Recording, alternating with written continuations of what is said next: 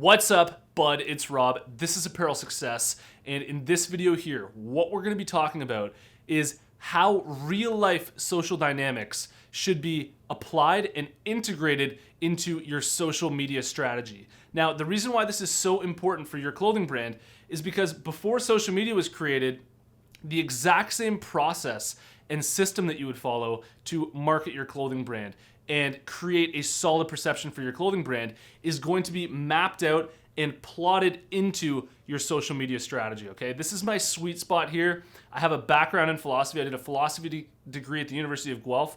I'm super excited to talk to you about this content. I really think it's gonna open your eyes a bit and show you something new. I'm really excited to share it with you. I hope you enjoy. Let's do it.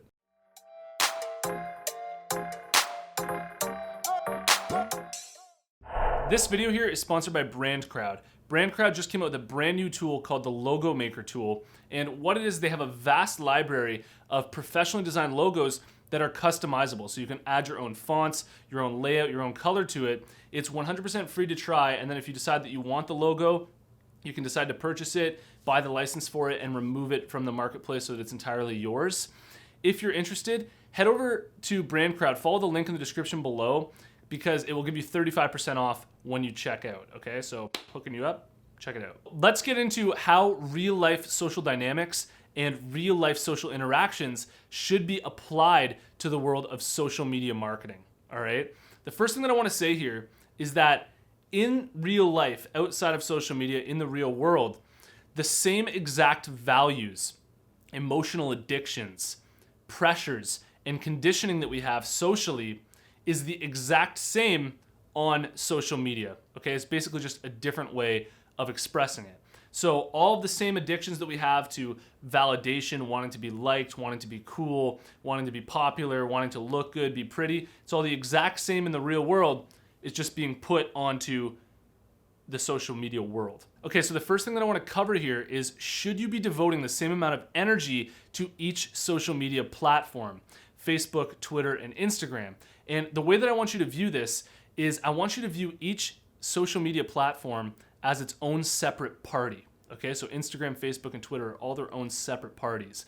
And if you map this out onto the real world, you are one clothing brand owner trying to run a clothing brand. It'd be pretty difficult to throw 3 separate parties that are all absolute shakers, right? That are absolute amazing parties where everybody's having an amazing time. And instead, if you were to try to throw 3 separate parties as a clothing brand in the real world, they'd all turn out to probably be mediocre parties. So what I'm trying to say here is that on social media, it's pretty much the same thing. When you're one clothing brand owner, you're starting up, you don't have, an infinite amount of resources. You only have your own energy, your own time. Instead of spreading yourself too thin and trying to attack all 3 social media platforms at the same time, go after one amazing party. Throw an absolute shaker, all right, instead of throwing 3 somewhat dusty parties. You want to throw an absolute amazing party that everybody wants to go to and that everybody just views your party as being amazing. And our party is held on Instagram. Okay, so another important parallel that exists between social media and the real world is I notice a lot of clothing brand owners having a lot of resistance when it comes to actually engaging with strangers' accounts on Instagram, say following, commenting, and liking strangers' accounts on Instagram.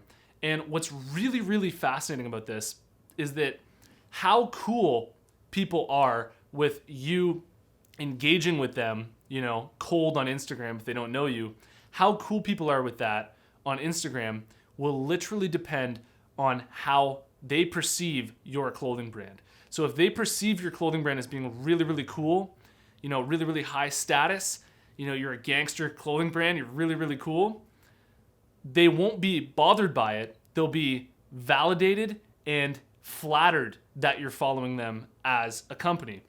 You can imagine if Nike followed you right now on Instagram, you'd be flattered. You'd be like, oh my God, geez, Nike followed me. What did I do? This is amazing, right?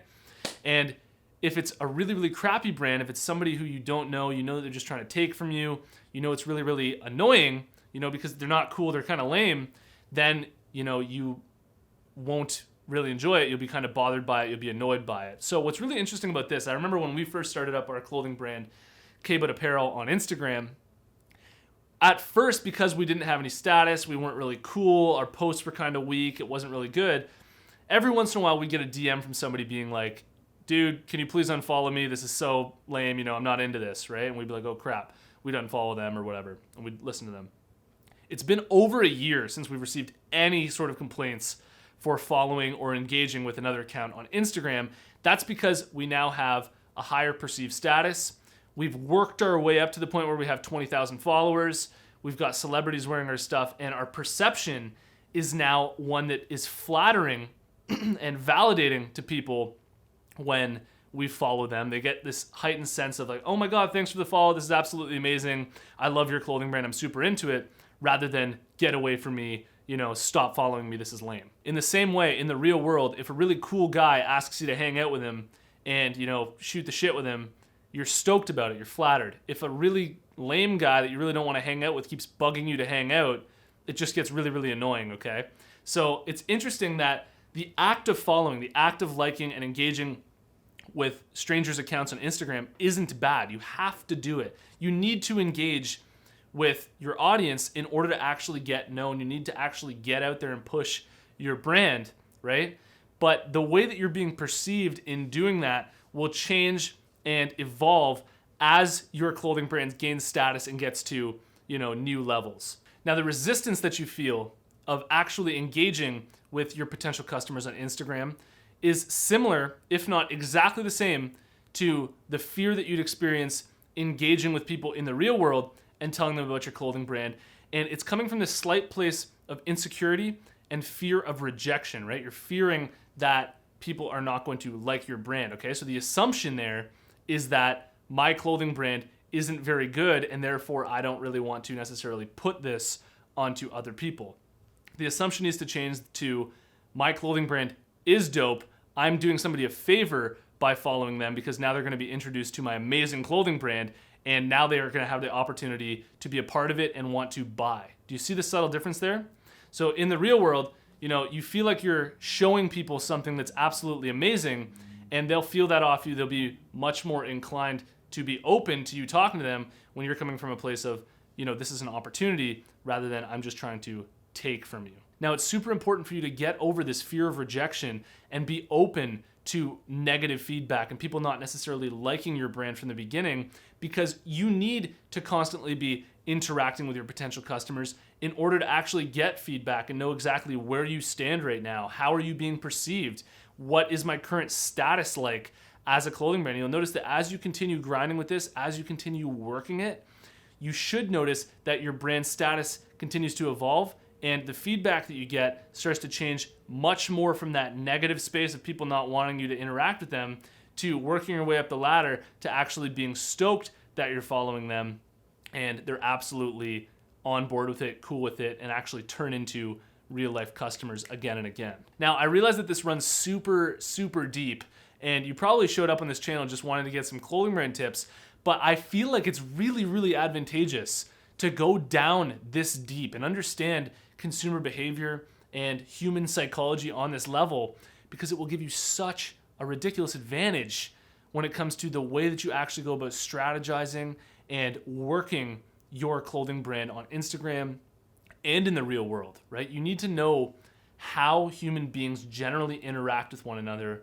and perceive things and what they find value in order to actually offer them what they want, right? It's really difficult to give somebody what they want if you don't know what they respond to and what they want. So what I'm trying to show you here is exactly what that is. I want to show you that blueprint that really allows you to see this almost with a sixth sense, right? Where you can actually see beyond just that surface layer. If you've made it to this point in the video, I want to tell you about the closed Facebook group that we have going on for apparel success. There's a link in the description below. Follow that link, join us in the group. We're a whole bunch of clothing brand owners all in there to support each other and answer each other's questions.